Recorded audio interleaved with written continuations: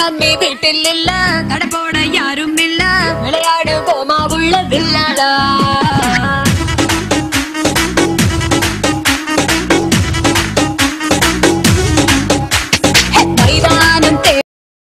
எங்களுடைய நிகழ்ச்சிகள் உங்களுக்கு பிடித்திருந்தால் உடனுக்குடன் கண்டு மகிழ கீழே உள்ள சப்ஸ்கிரைப் பட்டனை அழுத்தவும்.